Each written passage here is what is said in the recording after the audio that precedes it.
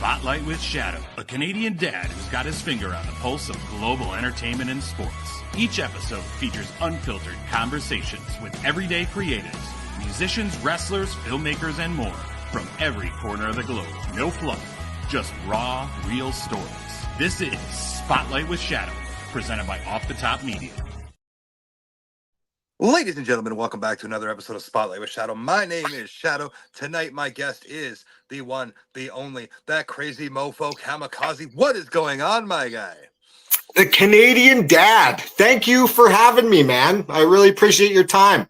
Hey, I appreciate anybody that wants to come and give me their time, especially with their busy schedule. You are a crazy man to get a hold of. You are a crazy man on the road. What is it like being an independent wrestler on the scene right now? You know what, dude? It's pretty cool. Picking up where I left off 7 years ago. I was out for about 7 years and got back into the business over a year and a half ago. And I'm very thankful just picking up where I left off. I'm one of the busiest wrestlers in Canada. One of them. I'm up there. And I've almost had like 200 matches in just over a year and a half.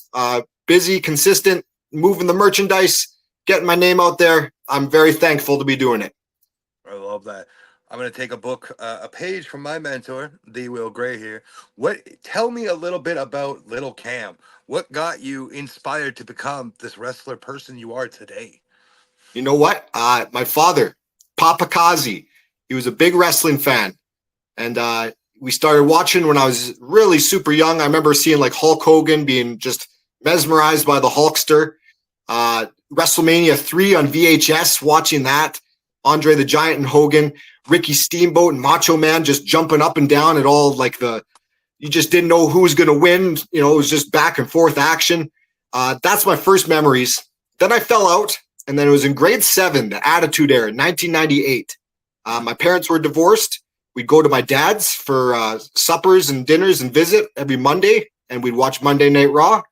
And right there was when I decided this is what I want to do for a living.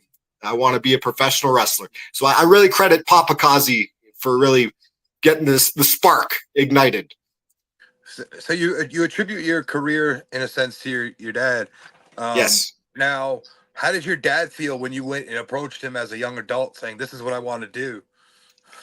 Well, you know what? He really was encouraging and helpful. I started out in the backyard promoting and running events.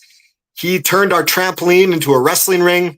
You know, he built, 2x4s underneath, steel cable ropes, steel ring poles, the whole works, man. Like, he was very accurate to what a real ring is like today, except it was like a trampoline for the mat. But we called it the trampo ring. And we did that for 5 years from age 12 to 17. My life is documented on VHS tapes. And actually, you can catch some of them on my YouTube channel, actually, some highlight reels. But that was Papa Kazi once again. CMF Wrestling, Crazy Mofo Wrestling was what it was called. And he was all for it, man. He supported and helped and contributed. I can't say enough good things about him.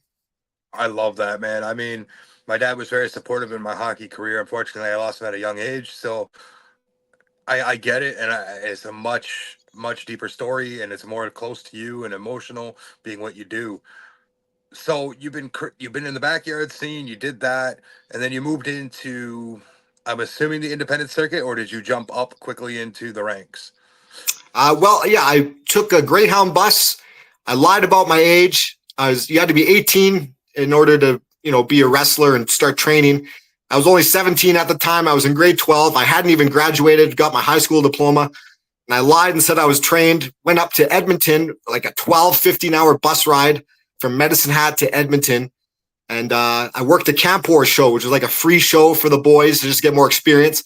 I worked a singles match and a battle royal. And then from there, like I hung in there. I did pretty good, but I knew like I still needed to get trained properly. And then I started moving in that direction. And that was in 2004 when that happened. I was only 17 years old. Wow. That in 2004, I believe I was 13. Okay, yeah. We're not far off in age, but like, no, sir. I did the. It's just a number, anyways. You got to be careful with that because unlike Diddy, that's a thing. But that's not this conversation. We won't go there. But it's mind over matter, man. Especially for physicality and your abilities. If you don't use it, you lose it. And if you start talking down on yourself, well, then it's just going to manifest and you won't be able to do the things you used to be able to do. So I'm not all for that. You picking up what I'm throwing down? I am. So in 2004, you're doing this thing, you're making these crazy jumps. What was your first experience in that ring without the quote unquote proper training? Well, I remember just thinking to myself, like, I can do this. Like, I remember after the match, you come to the back and you're all sweaty, little beat up, and you just sit there and kind of reflect and think about things. And I thought to myself, well, things went pretty good. I think I can continue on doing this. This is, I visualized it in my brain since I was, a 12-year-old kid, and physically things were starting to happen. And I started to move up the ranks pretty quickly, got myself pretty over with people in Edmonton. That's where I got my break, was in Edmonton, Alberta, and worked the circuit there for several years before I started traveling. But I'm very thankful that I was a bit of a natural at this. And my first trainer, Chichi Cruz, told me I was like a sponge. I would just soak up everything, all the knowledge and advice and critique. So that's how you got to be, man, if you want to get good. So what you're saying to all the up and coming talent that potentially hasn't made that step yet is be a coachable talent? Coachable, man. You got to be, especially this day and age, you got to be able to handle critique. You got to be able to, listen, be coachable, but like check your ego aside. You need to be picked apart. You need to be told what you're doing wrong. I notice a lot of guys more than ever before in this day and age can't handle that very well. They'd rather be told how good they are and what they did right and just have smoke blown up their ass, basically. Excuse me for my language. No, this isn't a PG show. You're good to swear. Okay, perfect. But yeah, I mean, you need to just be able to handle critique and then apply that critique and use it and, show that you're learning and improving. You know what I'm saying? I do. Now, my next question I'm going to ask you, it's pulling the curtain back just a little bit because Yeah. I don't want to personal, but I need this, and you'll understand in a second. Now, I've talked to a few indie wrestlers already. I've done interviews already, and I asked this question: can you separate the shoot from the work? Yeah, I mean, like, there's some guys that they turn it on and they forget to turn it back off. Ric Flair comes to mind, God bless him. There's others, but for me, Camikaze outside of the ring is a easygoing, calm, quiet, polite, humble human being. And then I call it the red light fever. Right before you're about to go out, you go through that curtain, the cameras are on, the red light's on, you just transform. And the best characters are the ones that are just extensions of themselves. And I think I finally, after all these years, Rome wasn't built in a day. I finally pieced things together, and it's an extension of who I am. And I can't express myself like this with the crazy hair and the eyes and just being all full of fire. I can't do that anywhere else except for professional wrestling. And I'm very thankful I can do this. But yeah, there is a definite line in the sand, and you got to know when to turn it on and off, for sure. For me, it's not until it's time to go and put on the matches and get physical. I love that. And I love that answer. So that leads me to my next question. And it's just a quick thing I want to ask. So given what you just said, to up and coming talent that could be potentially coming into the scene, what is a quick thing you would tell them to do about the ego checking? I mean, just be able to take critique, be humble, stay modest.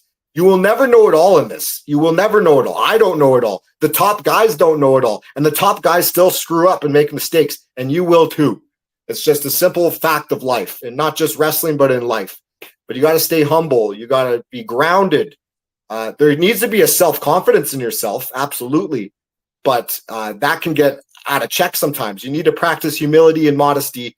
And there's a time and place where you got to defend yourself. And that ego comes out. You got to stand up for yourself. And you'll know when that time comes, when people are walking all over you or they're trying to get the better of you, stab you in the back, that kind of thing. Then it's time to, that ego comes out a bit. You got to defend yourself in those instances. But when it comes to just learning the craft, learning the job, I mean, you can never stop learning ever, man. Like, you can always get better. You can always improve. That's fair. I mean, I feel that same way in the podcasting world and interviewing world. Is hey man, there ain't nobody that's gonna not step on me. I gotta step on them too. We just gotta make it work and gotta go and stay humble. And everybody's gotta eat, just not at my Yeah. table. Yeah, man, 100%. You pick your circles, the people that are actually good people and supportive and believe in you. You know, there's a lot of fakers out there. Oh man, I got a hell of a network behind me, and I love every one of them. And we're all good people, and we try to strive to do greater things. So, you said you're from Alberta, Canada. Yes. It's arguably one of the meccas of Canadian wrestling, given who's come out of there. You know, you have the Heart Dungeon, which has produced so much talent. Um, the name I will say that I'm not afraid to say, and we can discuss this. Chris Benoit has come out of Alberta, Canada. Yeah, you know it. You know, so what have you ever interacted with any of the Hearts? Sorry, I've been up at that dungeon. Like, where has we gone being in Alberta? So the dungeon closed down by the time I broke in. However, I've had great interactions with Ross Hart. And for all the up and coming guys, you ever get a chance to interact with Ross Hart, make sure you get him to watch your match. He is one of the best for just critiquing. He's got a great eye and a great mind for the business. You will benefit greatly if you get Ross Hart to watch your work for you. Yeah, so Ross, I've learned a lot from. I've trained with Bruce in his backyard in an old Stampede ring. I've learned Bruce is very knowledgeable. Little long-winded, he'll get carried away, but he knows his stuff as well. I had Wayne referee one of my matches, so that was really cool because he was like a referee back in the Stampede days. He's refereed a couple of my matches, actually. Great guy. And then the hitman himself, man, Brett, actually took a liking to me back in 2013, 2014. He compared me to a young Edge, said, you know, I reminded him of like a young Edge because Edge used to train under Brett, several others as well, Test and Christian and several others. But he said just the way I move around and I work safe, you know, I reminded him of a young Edge. And he even put in a word for me at the Performance Center when I had a tryout in 2014. So to get the hitman Bret Hart, the best there is, the best there was, the best there ever will be, to get his approval, and he thinks that you're good or qualified for the job, that's a feather in my cap. I'm very grateful and thankful for the hitman to approve of Camikaze. I had another question, but you kind of just answered it with that whole spiel there, and I can't ask it now, but I'm gonna ask it because it's still a part of my question. Who is better, Owen or Brett? You know what, man? I was just on tour with D'Lo Brown, and we asked him the same question, and he put over Owen. I don't think Owen got to fully. He didn't have enough time. I think he was on the way before he passed, but we didn't get to see the full potential of Owen Hart. But talking to a lot of guys I've been lucky to tour with, they put over Owen really, really hard. And he is exciting, man, and hilarious. Like, what a funny guy, character. May he rest in peace. But I mean, like, you know, Brett's, of course, going to be on the Mount Rushmore of wrestling, 100%. But I think if Owen had been able to still be around, like, he would have shone bright in a way we probably can't even imagine. You know what I'm saying? Fair. I mean, I prefer I prefer Owen over Brett. I believe if we got to see the potential Owen would have been farther longevity wise than Brett ever would have been, because Owen was versatile. He could be a comedian act. He could be that serious guy. He could be that technical guy. Yeah. He could be whatever you needed him to be, where Brett was a technical, serious wrestler, and that was it. Yes. Yeah, Owen was very entertaining. Or he would have fit more into like the sports entertainer platform, and he could do everything else as well, which is what you want to try and shoot for all the up and coming guys. You should be able to talk. You should be able to work in the ring. You know, have the look. You know, it's a big package. You got to piece everything together. But Owen had it all, man. He really did. Yeah, it's no discredit to Brett at all. He's still not at all. He's a legend. Right? Of course not. So. Now, before I ask my next question, I do have to trigger warn everybody who might find offense to this conversation. Skip ahead 2-3 minutes, maybe 4 if you don't want to listen to it. I got to ask you, man, growing up in Alberta, coming out of the scene where a similar wrestler named Chris Benoit came out of, please tell me what it was like being an independent wrestler around the time of said incident. So, I mean, just growing up as a teenager, Benoit was the man. He's a wrestling machine, you know, like, and honestly, all things aside, whatever, you know, has happened, God bless and God rest all their souls. But pound for pound in the ring, one of the best, undeniably. I always tell guys to watch for realism and aggression. Watch Chris Benoit matches. Like, for just I can't put over his work enough, man. He was one of the best pound for pound, on another level of a Dynamite Kid, when the incident happened, I specifically remember this one story. We were doing a Harley race camp in 2009. We went to Eldon, Missouri. We got to train with Harley Race and many others. Vader was there. A lot of Japanese talent from Pro Wrestling Noah. Trevor Murdoch, Ricky Steamboat. There was a lot of talent we were learning from. It was a really cool experience. For over 2 weeks, we trained with Harley. But when we told people where we were from, I'm from Edmonton, everybody was just like, oh. And just this stigma of being from Edmonton, it was so unfair. It was not cool at all. But it was just like, oh, like we had something to do with it. Get real. But it was just a bad stigma that came with that. Just saying you're from Edmonton. So unfortunately, I mean, it's a very sad incident. We don't have to talk about it. We won't talk about it. But I believe I'm a person. Ooh, excuse me. I'm a person who can separate the art from the artist. Unfortunately, there is a bigger part to the artist, if you will. But the art itself that Chris Benoit put out there is arguably, like you said, pound for pound, one of the best. Yep. I believe if we ever got to the point and most of the world could separate the two, I believe he could be a Hall of Famer, or he should be a Hall of Famer. Yeah, I mean, I understand why he's not, but he's definitely Hall of Fame talent. Yes, he is.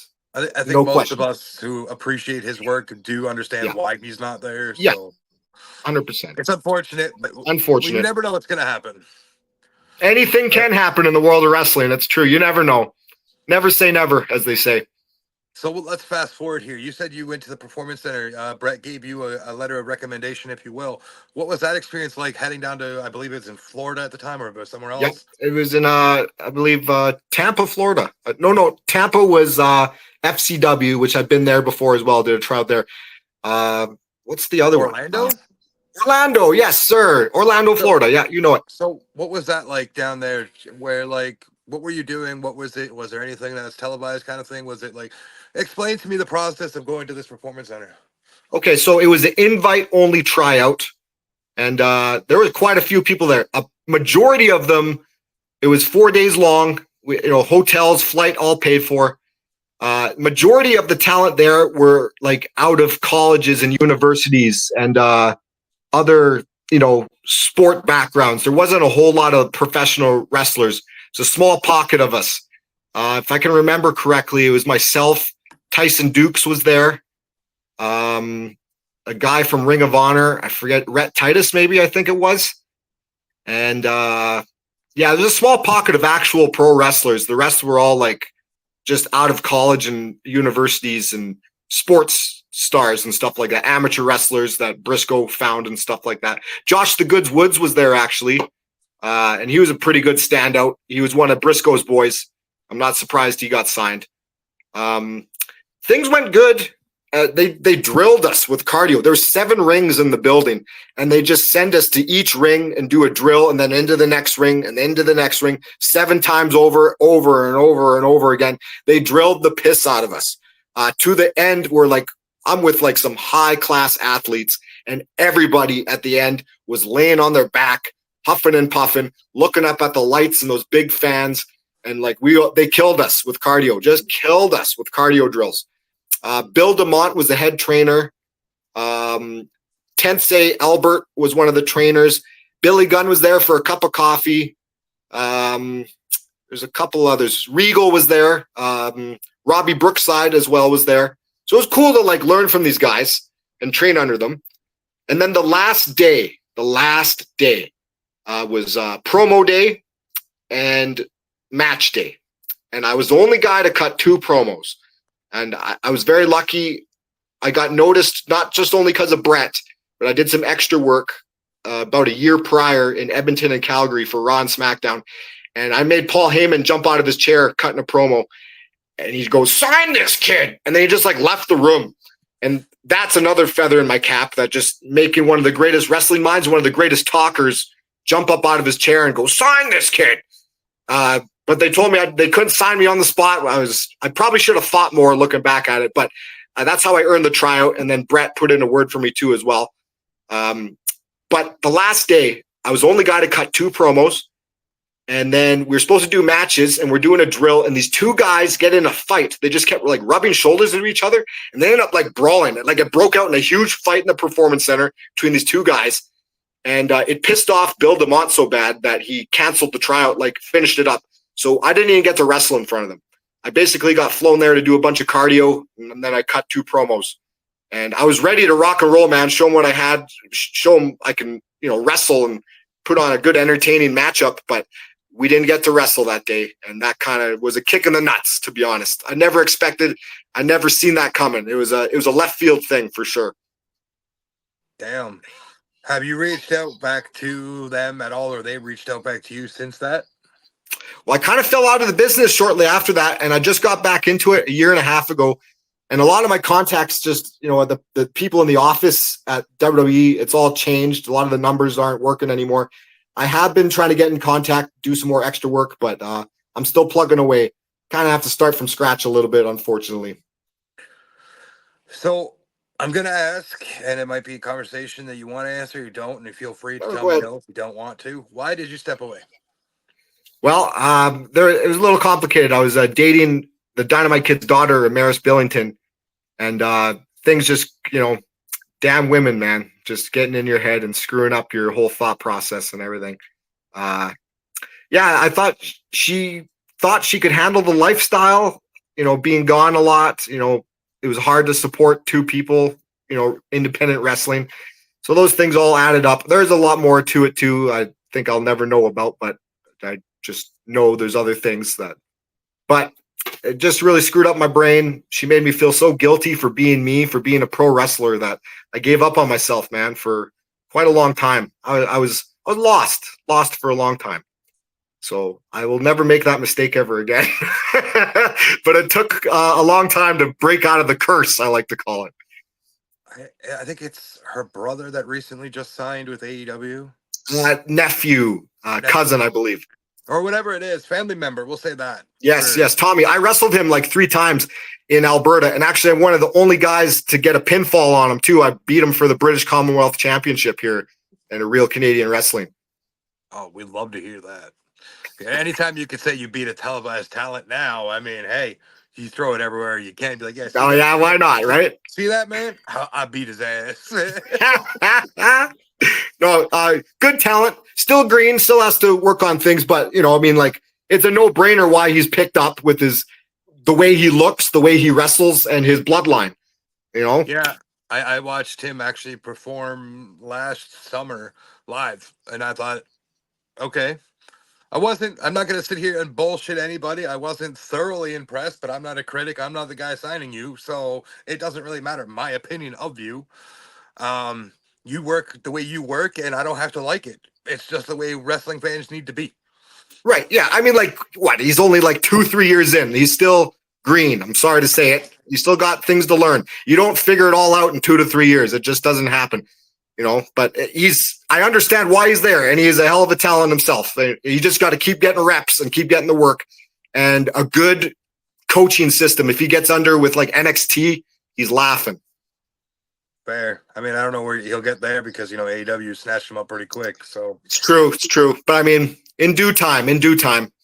I'm not going to ask your opinions on that, on any certain company, because we're trying to here to promote you. We're not going to. No trouble at all. It's all good. So, all right, now we're going to fast forward through the stage of you, quote unquote, giving up on yourself and now finding yourself again and coming back with arguably a fire under your ass, clearly, because you've worked so much in the last year and a half. I'm back with a vengeance. So tell me, what woke you up to come back home, if you will? So when I was trying to find myself, I had a lot of odd jobs. I was working security. I was working at a paint shop. I finally moved back home to Medicine Hat, and I ended up getting into home care. I helped a gentleman that lived across the street from me. His name was Jerry Berg. He had MS and he couldn't walk. He didn't have any abilities basically from the neck up. He had some function in his hands and arms, but not a whole lot. And I basically I worked with him every day. I started out with odd shifts, and then it quickly snowballed that I became one of his number one helpers. And I worked with him. I was on call with him and had shifts 5 days a week and on call. I worked with him every day, almost basically, multiple times a day. And, just helping the man, help him get to the bathroom, help him feed him, dress him, put him to bed, get him up in the morning. All those things that we take for granted. It was, next to professional wrestling, the best job I ever had. It was very fulfilling. And I know a lot of people, it's not for them, but it spoke to me. I really enjoyed it. The good Lord above put me there for a reason. And I embraced it and I enjoyed it. He passed away almost 2 years ago now. And it was that moment when he passed that I just, life is precious. I'm not getting any younger. And you better do what you love to do and what the good Lord blessed you with your gifts, talents, and abilities. And I kind of broke out of that curse from my ex. And I was like, let's do this. And I got on a plane and I went over to the UK and I stayed there for 7 months and I wrestled in the UK for 7 months. I wrestled like 70 matches while I was out there. So I was back with a vengeance. Holy shit. Any names that you can mention or want to mention that you wrestled in the UK? I don't know if you're familiar with Mark Haskins. He was in Ring of Honor for a while in TNA. Hell of a talent. We had a hell of a British rounds match. The whole style out there is amazing. It's really good peer wrestling, technical, which is right up my alley. But we tore it up. Joel Redman, I trained with and wrestled. He wrestled as Oliver Gray in NXT. He was the very first NXT tag team champion with Adrian Neville. Hell of a talent. He's considered the man out in the UK. So I was very lucky to cross paths and train and learn and get to fight and wrestle him as well. James Mason, who's an agent for NXT UK and NXT Europe and a talent scout. And also he wrestles. William Regal signed him because he figures James Mason has had more matches than anybody currently actively working right now. He's been wrestling since he was like 12 years old. And he's had more matches than like anybody on the planet that's currently working. Yeah. Hell of a talent. So I got to wrestle with him. I got to train and wrestle with a lot of NXT Europe guys. It was cool. I was in the right place at the right time with the right people. Love that for you. And then you came back across the pond roughly when? Last November. And just on the ground, boots running. And who would you hit up first? Where are you going? Yeah, man. On the ground. As soon as I got back to Canada, I jumped on CWE on tour, and here I am wrestling the Ultimo Dragon, tagging with the Ultimo Dragon. So it was like a great welcome back present coming back to Canada, just working with the Ultimo Dragon. That's a hell of a talent to work with. I mean, his skill level is something.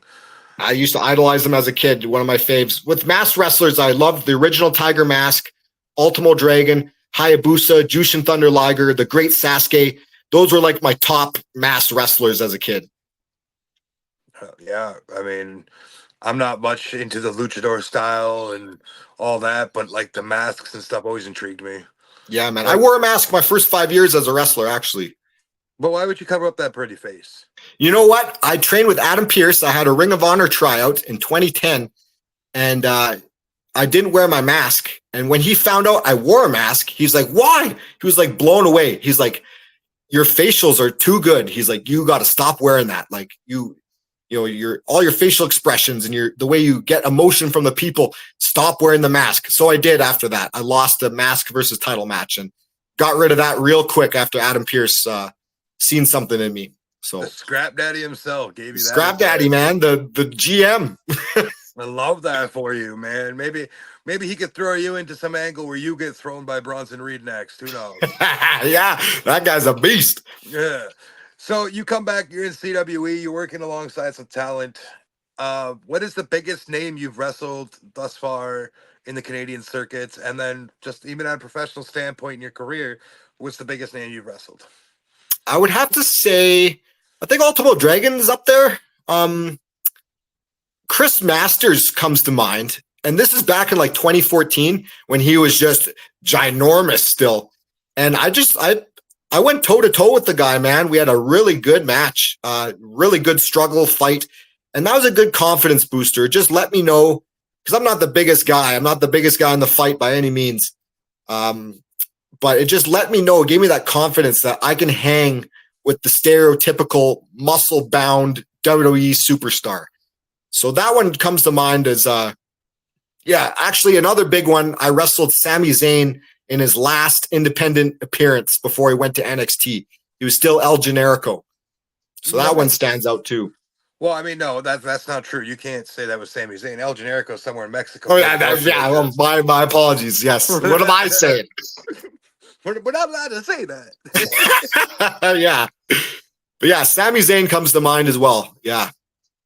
Hell yeah, I love that. That is, oh man, that's mind blowing. Sami is one of my favorites, given the fact that he's Canadian. I'm a big guy for even Kevin Owens. I'm a big Kevin Owens guy. I mean, I even have. Oh wow, wow, that's hardcore, buddy. I'm a Kevin fan. I'm a Bray fan, but nice. You know, those are two of my Rushmore guys for sure. Excellent, excellent. So yeah, we'll go with Rushmore. Given what you know in professional wrestling, any era, and your favorites, this is your opinion. What is your 4 guys that are going on your Rushmore? Oh man, this is a tough question, dude. This is so hard. For personal favorites, geez. Nobody has to like it. It's your opinion, right? It's mine. Like, man, that's such a tough question. I mean, like, Sean and Brett got to be on there. Ric Flair. Oh, it's just, you can't, there's too many. There's way too many. Like, I'm just missing too many important people. It's just, but for personal faves, man, like, Dynamite Kid. I don't know. That's so tough. That's so tough. I love the original Tiger Mask. Like, it's so difficult. There's so many. I'm missing so many good ones, like Ricky Steamboat. There's just so many. It's hard to pick just 4. It's impossible. All right, that's fair. So then I'll ask you, who do you most like to try and be like in the ring? I know it's your own style. Your own take, but who do you draw inspiration from? Are you drawing from multiple? Are you drawing from one? Like, where are you at with that? I'm inspired, like I said, the original Tiger Mask, just because he just blew people's minds with the way he moved and what he was doing. Rob Van Dam was a big, big influence. When I seen Rob Van Dam in ECW in 1999, he completely changed my life. Like, I wanted to be just like this guy. And I started doing the splits. I started stretching hardcore. Like, I wanted to be just like Rob Van Dam. I think he probably takes the cake for me. You know, a lot of movements and stuff like that. Like, I jump up straight to the top like a cat, just like him. I do the splits. Rob Van Dam's a big influence. Shawn Michaels, just for how exciting and athletic and charismatic he was. There's a lot. I've taken a lot from a lot of different people, for sure. Hey man, you got, like you said, nobody ever knows everything. Nope. So it's a learning process. You got to trust that process. Okay. So I just asked you that, your inspirations, right? Your love. What is the most scariest thing that has happened to you in the ring? Not somebody hurting you, but like something that happened that made you think, oh shit, this might be it. Wow. Jeez. When it comes to being scared. Or a gut check moment where you're like, oh shit. Like, you know what I mean? Yeah. I think the first time, and I wasn't even really scared. When I tore my ACL for the first time, I remember I clipped it on a steel guardrail. I did like a dive to the floor, and these guys, they didn't catch me, and my leg bent the guardrail, and I tore my ACL, and I knew something was wrong. And I remember the ref coming up to me and he's like, "Are you okay?" I was like, "No," and he didn't hear me. And then he goes, "Are you okay?" And I'm like, "Yes." And then that was it. I wrestled for another 10 minutes with no ACL. And I was so young at the time. I continued to wrestle with no ACL for almost 3 years, which is insane. I would not recommend anyone do anything like that. I'm blessed to have the athletic ability that I didn't hurt myself even more. I don't know how I pulled it off, but I did. And I kind of take pride in it because there's a lot of guys, I was wrestling on one good leg, and a lot of guys are wrestling on 2, and I was still more talented and better then. But I wouldn't recommend it, though. That's a no-no. You get yourself fixed up, have a surgery. That was the biggest lesson for me, just really helped wisen me up, and I had to work a different style. I couldn't just be destroying my body every night. When it comes to just being scared, I don't know. In my early years, I'd be so nervous that I'd be so scared to go through the curtain that in my head, I wanted to just find the exit door and just run away. Like, that's how scared and nervous I used to be in my early years. But that's gone now. I'm not like that anymore. But when you talk about being scared, that kind of comes to mind, I suppose, just being so nervous, but hey, I gotta ask those questions, or I gotta hit those hard-hitting questions. Yeah, those hard-hitting questions. I love it. The best place you've traveled outside, obviously, what you've mentioned so far, for wrestling-wise, what would you be your favorite destination so far? Oh, geez. I mean, Manitoba is beautiful in the summertime. BC is beautiful, British Columbia in the summertime. But the United Kingdom for me was amazing.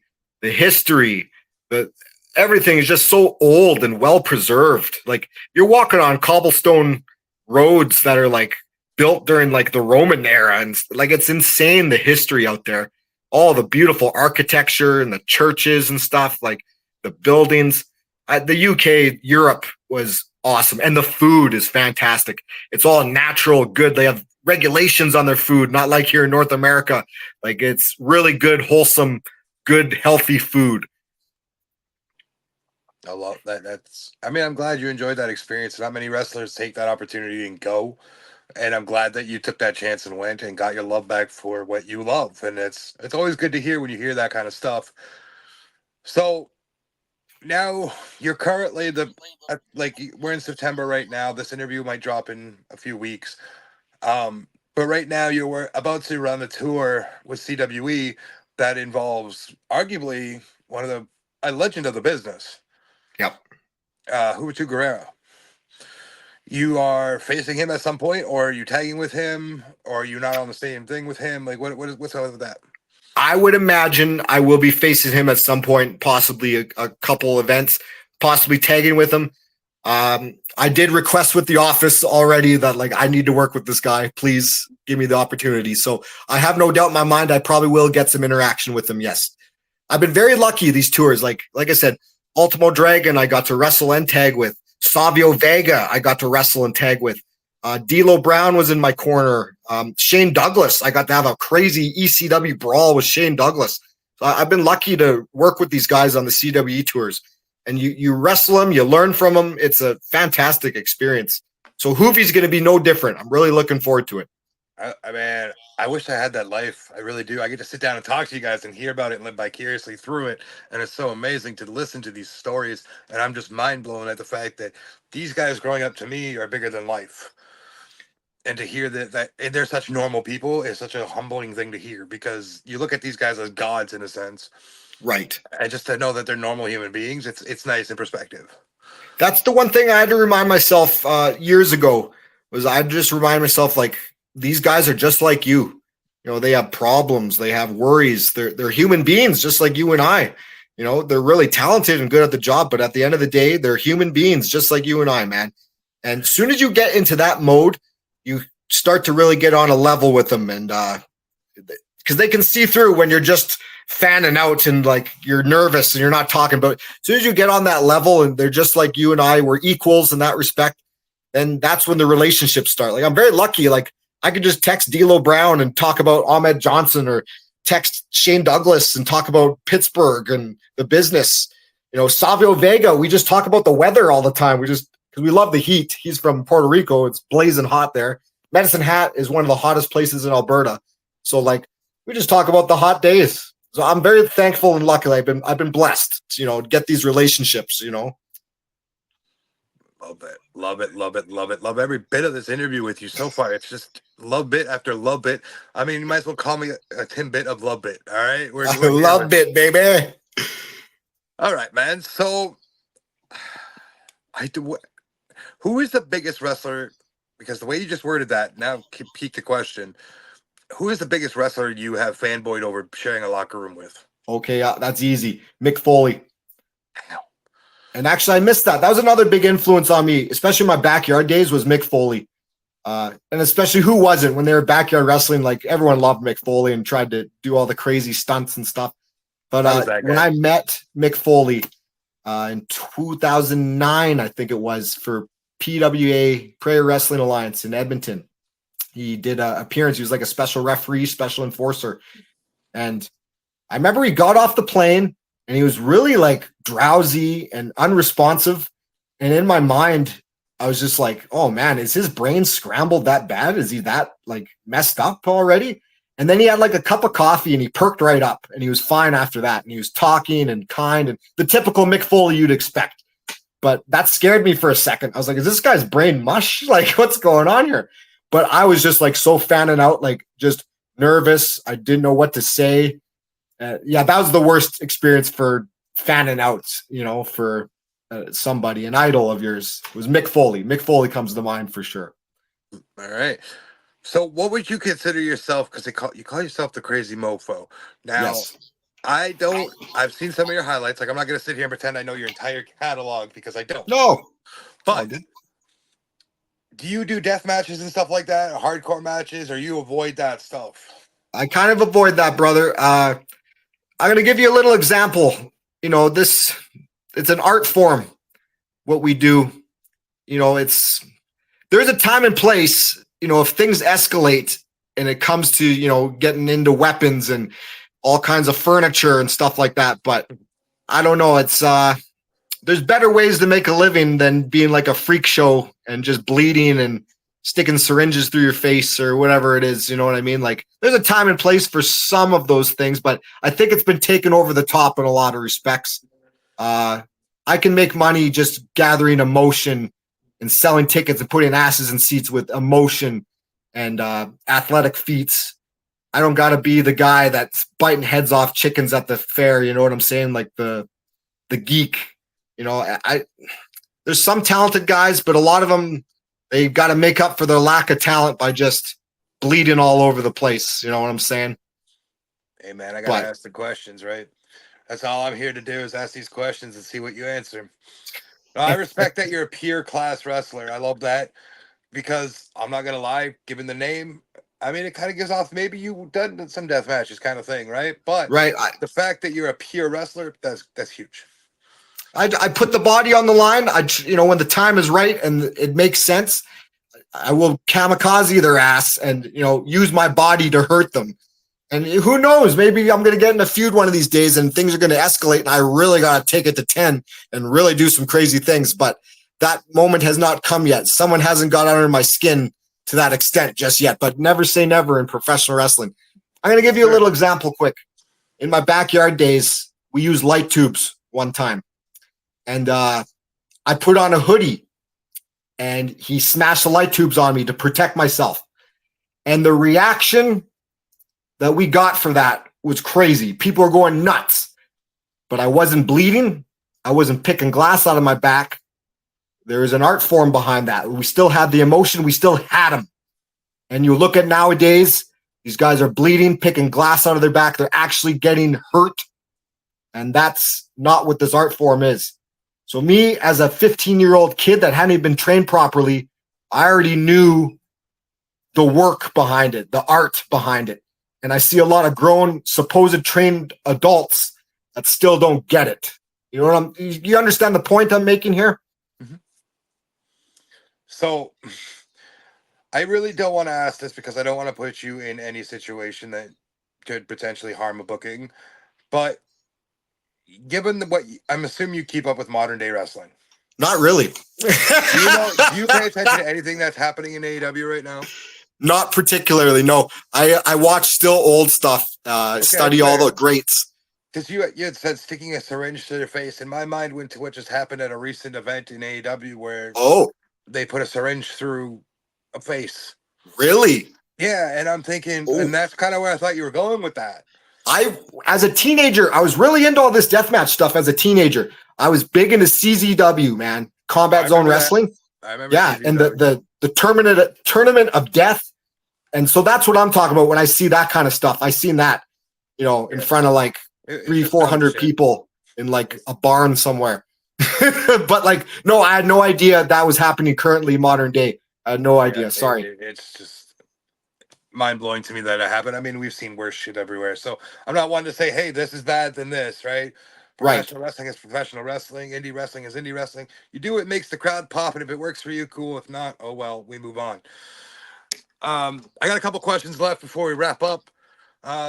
So it kind of goes back into my question. All right, you get a phone call tomorrow morning.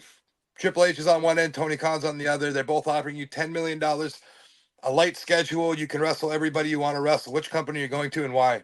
WWE, it's the big leagues. Sorry to say, well established, been around longer, better trainers, more of a clue on making superstars, psychology, storytelling, much more credible in that respect. No offense. Hey, this is your opinion. Your question was asked. You answered the way you would do it. So I appreciate that and I respect that answer. I don't know if you're on the Twitterverse, but I know you are on the Instagram. I don't know if you pay attention much to what we call the IWC, the Internet Wrestling Community. If you had any advice for people like myself who aren't in the business, who like to potentially critique and do this and do that, Right. and bitch about this and bitch about that and moan about this, what's advice you would tell people to stop doing? I would say, I think Dave Meltzer created a monster with these star ratings. And quite frankly, from me, my perspective as a professional, I'm not concerned with what a journalist thinks about my work. I'm concerned with what the veterans that have been doing this for 20, 30 years, what they think. I'm not concerned with a guy that's never taken a bump, that's never put his body on the line, that's never been able to know psychology and control a crowd in the palm of his hand, has never done any of that. I'm not concerned with his opinion on that. Sorry to say. I want guys that have been here before me, that are better than me, veterans of the sport. I want to know their opinion of how I did and what I can do to do better. Someone that hasn't stepped in the ring and couldn't lace my boots, I'm not concerned with what their opinion is, to be honest, in that respect. I want the guys in my craft that have been doing this at a high level. I want to know what their opinion is, in my opinion. That's just me. Well, I know Mr. Meltzer doesn't even like me, but he's acknowledged me because he's blocked me on Twitter. So I just want to say, fuck you, Uncle Dave. Anyways, that's probably the most unprofessional thing I'll say on this interview about somebody in the business that we do. All right. So we're getting wrapping up here. I would also say that, stop that real quick.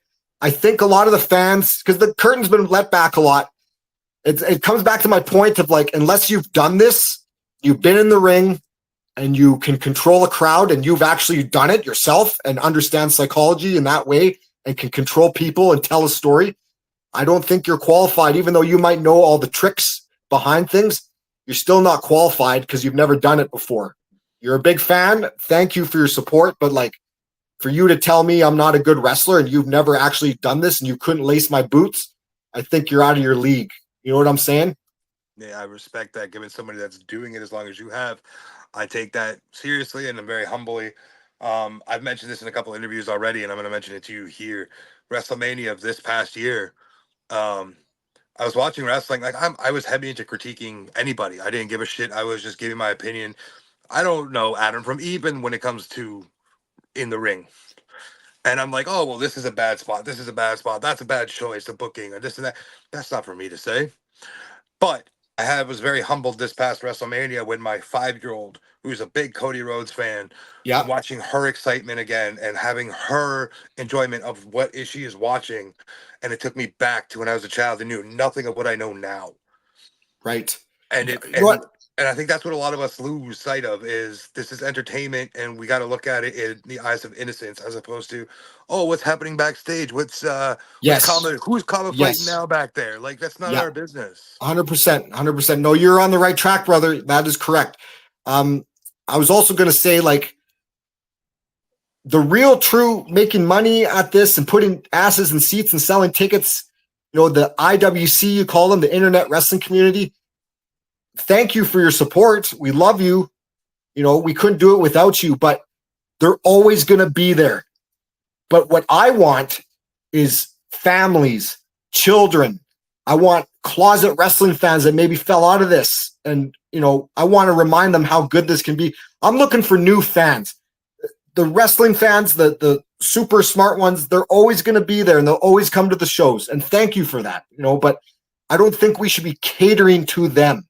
We got to cater to new fans. We got to cater to families. We got to cater to the kids, and just you cater to people that aren't involved in this. Spread the scope out, widen that. You're making more money. You're putting more asses in seats. You're selling tickets, and that's what this business is about: is making money. Yes, sir.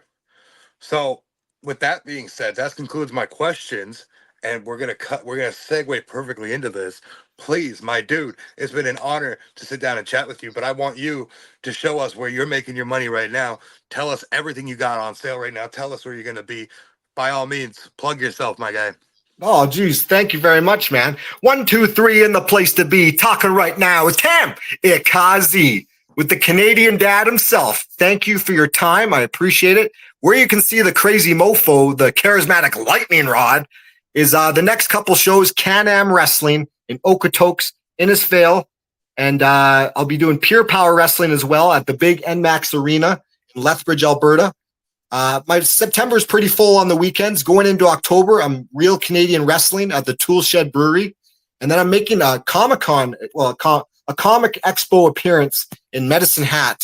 I'll be, doing a Q&A. I'll be selling merchandise and interacting with the great people of Medicine Hat October 26th. And I'll be filling out my schedule furthermore going into that. But off the top of my head, that's all I can think of at the moment. But I'm busy, one of the busiest wrestlers in Canada, and staying busy every weekend and on tour with CWE as well. My merchandise, I got multiple T-shirts, I got hoodies, I got toques, I got hats, I got flags, I got big flags, I got 8x10 pictures, I got USB flash drives with my best of matches on them. I got stickers. You put this likeness on anything and I'm making some money. I'm selling it, buddy. That's how she goes. I'm very thankful. I'm a marketable son of a gun. I know something. I'm gonna plug it in here real quick for you. Your crochet dolls that just came out. Yes. How could I forget the crochet dolls? Yes. I thought those were really cool. Dude, the woman that does those is out of Calgary. She's called the Crochet Machine on Instagram. She is a talented, talented person. She's got every detail right down to my hair, my eyes, my tattoos. She's amazing. Yes, I'm selling dolls as well. My Instagram is Instagram, YouTube, and Facebook fan page. It's all the same, so it's easy to remember. At Kaze CMF for life. Kaze CMF, the number 4 life. Kaze CMF for life. Awesome. With that being said, ladies and gentlemen, my name is Shadow. This is Camikaze. You are watching Spotlight with Shadow. Thank you for tuning in. Until the next time. Woo!